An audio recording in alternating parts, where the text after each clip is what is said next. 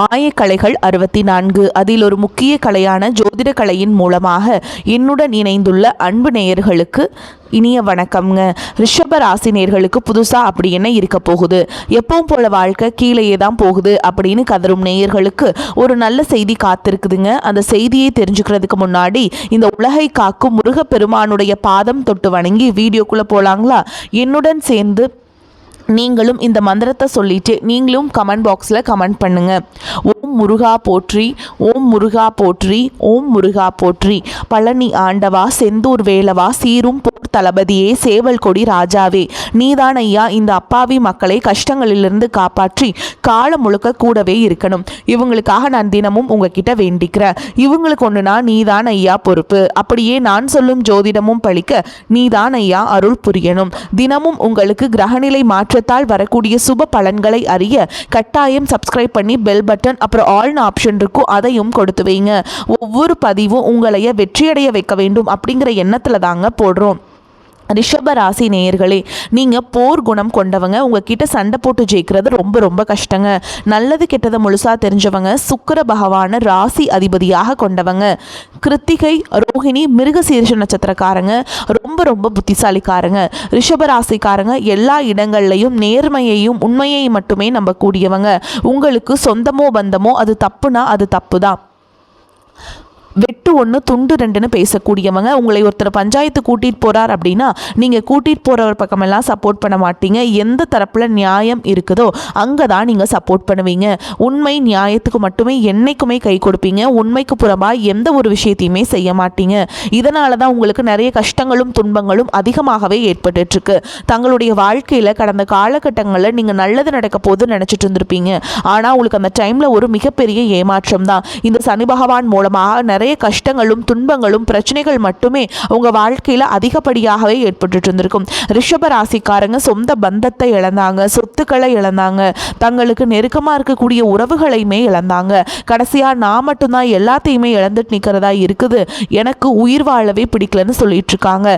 இதுக்கு மேல என்னால வாழவே முடியல சாமி, தயவு செஞ்சு என்னை உன் கூடையே கூட்டிட்டு போயிரு.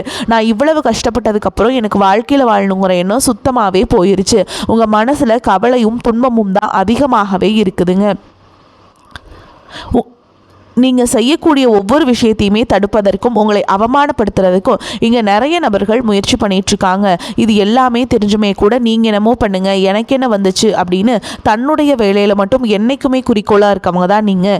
ஏன் எனக்கு மட்டும் ஏன் இவ்வளோ கஷ்டம் வருது, என்னோடய வாழ்க்கையில் நான் யாருக்குமே கெடுதலையோ கஷ்டத்தையோ துன்பத்தையோ கொடுத்ததில்லை, எனக்கு மட்டும் ஏன் இந்த மாதிரி எல்லாமே நடக்குது அப்படின்னு தான் பெரும்பாலான ரிஷபராசிக்காரங்க சொல்லிட்டுருக்கீங்க. உங்களுக்கு பிரச்சனைங்கிறது வரும், அது கொஞ்ச நாள் இருக்கும், அதுக்கப்புறம் அந்த பிரச்சனை போயிடும். இந்த மாதிரி பிரச்சனை வரும் போகும் அப்படிங்கிற நிலைமையில தான் நிறைய நபர்கள் வாழ்ந்துட்டு இருக்கீங்க. நீங்க என்னதான் பிரச்சனையை தவிர்த்தாலும் ஏதாவது ஒரு சூழல்ல உங்களை நோக்கி பிரச்சனையும் கஷ்டமும் வந்துக்கிட்டு தாங்க இருக்கு. தங்களுடைய கஷ்டத்தையும் கண்ணீரையும் கடுகளவு கூட மற்றவங்களுக்கு தெரியாம பார்த்துப்பாங்க. இதனால பார்க்குறவங்க எல்லாருமே ரிஷபராசியா இவங்களுக்கு என்னப்பா சூப்பரா இருக்காங்க, இவங்களுக்கு என்ன குறைச்சல் அப்படின்னு தான் நினைச்சிட்டு இருக்காங்க. ஆனா சாப்பாட்டு கூட கஷ்டப்படுறது உங்களுக்கு மட்டும்தாங்க தெரியும். கஷ்ட காலத்துல திரும்பி பார்க்க கூட ஆள் கிடையாது. ஏதோ தட்டு தடுமாறி எந்திரிச்சு நிற்கிறப்போ உங்களை குறை சொல்றதுக்குன்னே நிறைய பேர் தேடி வருவாங்க. உங்க சொந்தக்காரங்க நண்பர்களுக்கு ஒரு தேவை இருக்குதுன்னா மட்டும்தான் உங்ககிட்ட வருவாங்க. அந்த தேவை முடிஞ்ச உடனே உங்களை தூக்கி போட்டுட்டு போயிடுவாங்க. மறுபடியும் அவங்க உங்ககிட்ட உதவின்னு கேட்பாங்க. அவங்க உங்களுக்கு முன்னாடி பண்ண துரோகத்தை எல்லாமே மறந்துட்டு மீண்டும் அவங்களுக்காக உதவி செஞ்சு ஏமாறக்கூடியவங்க தான் நீங்கள். வாழ்க்கையில் எப்படியாவது முன்னேறணும் அப்படிங்கிறதுக்காக தினம் தினம் கஷ்டப்பட்டு உழைக்கிறவங்க தான் ரிஷபராசிக்காரங்க. இனி வரக்கூடிய நாட்கள் உங்களுக்கு இன்பத்தையும் மகிழ்ச்சியை மட்டுமே தரக்கூடிய ஒரு காலகட்டமாகவே அமைஞ்சிருக்குது. இதனால் வரைக்கும் நடந்த கெட்ட விஷயத்தை எல்லாமே விட்டுருங்க. இனி வரக்கூடிய நாட்களில் உங்களுக்கு எப்படிப்பட்ட நன்மைகள் நடக்க போகுது அப்படிங்கிறத பற்றி தான் இந்த வீடியோ பதிவில் நம்ம பார்க்க போகிறோம்.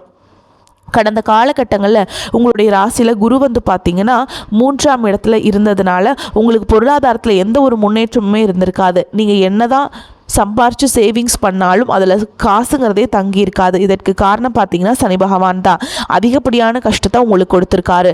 அந்த டைமில் உங்களுக்கு இனி வரக்கூடிய நாட்களில் குரு பகவான் பார்த்தீங்கன்னா நல்ல பலன்களை கொடுக்க போகிறாருங்க. பொருளாதார ரீதியாக நல்ல ஒரு முன்னேற்றம் அப்படிங்கிறது நிச்சயமாக குரு பகவான் மூலமாக ஏற்பட போகுது.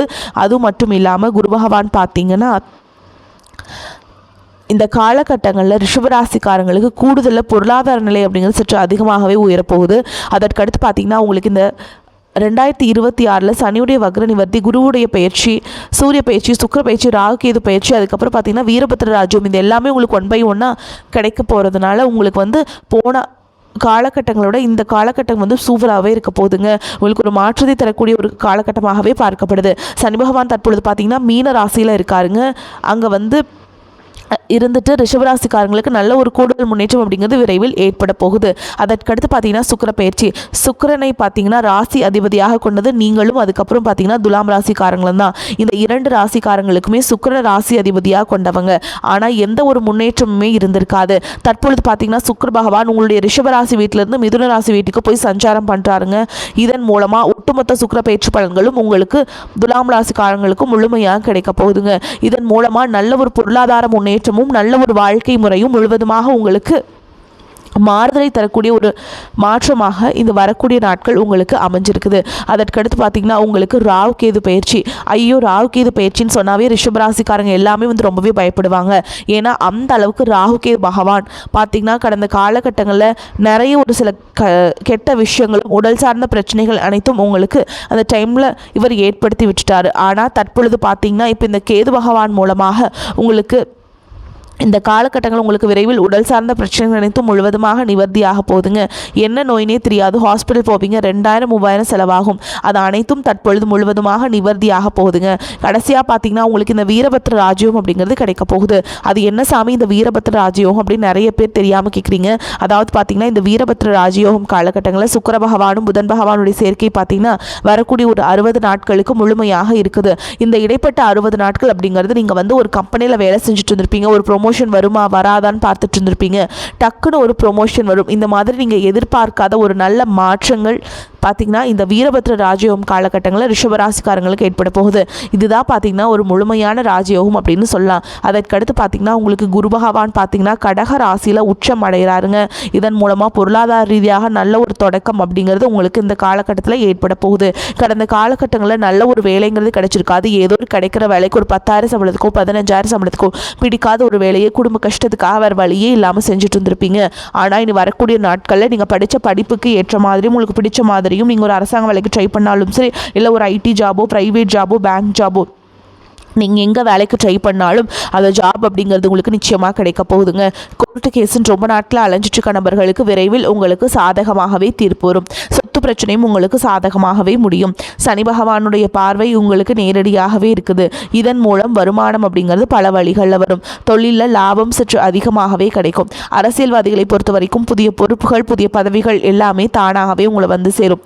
ராகு கேதுவால் உங்களுடைய செல்வாக்கு உயரும். உடல் ஆரோக்கியம் மேம்படும். சங்கடங்கள் நீங்கும். மறைமுகமாக உங்கள் தொழில் வாழ்க்கையிலும் சரி, இல்லற வாழ்க்கையிலும் சரி நிறைய நபர்கள் வந்து தொல்லை கொடுத்துருப்பாங்க. இனி அவங்களுடைய தொந்தரவுங்கிறது முழுவதுமாகவே இருக்காது. கடந்த காலகட்டங்களில் நீங்களும் ஒரு கம்பெனியில் இரவு பகல் பார்க்காம உழைச்சிட்டு இருந்திருப்பீங்க. உங்களுடைய சொந்த கம்பெனியாக நினச்சி வேலை செஞ்சுருப்பீங்க.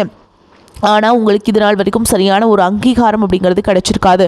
உங்களுக்கு அப்புறமும் உங்கள் கூடையோ கோடிக்கணக்கான நபர்கள் வேலைக்கு வந்திருப்பாங்க. அவங்களுக்கு நிறைய சலுகைகள் எல்லாமே கிடச்சி நல்ல ஒரு முன்னேற்றத்திற்கு போயிருப்பாங்க. ஆனால் நீங்கள் மட்டும் எப்படி வேலைக்கு போய் சேர்ந்தீங்களோ அதே மாதிரி தான் இன்றைக்கு வரைக்குமே இருந்திருப்பீங்க.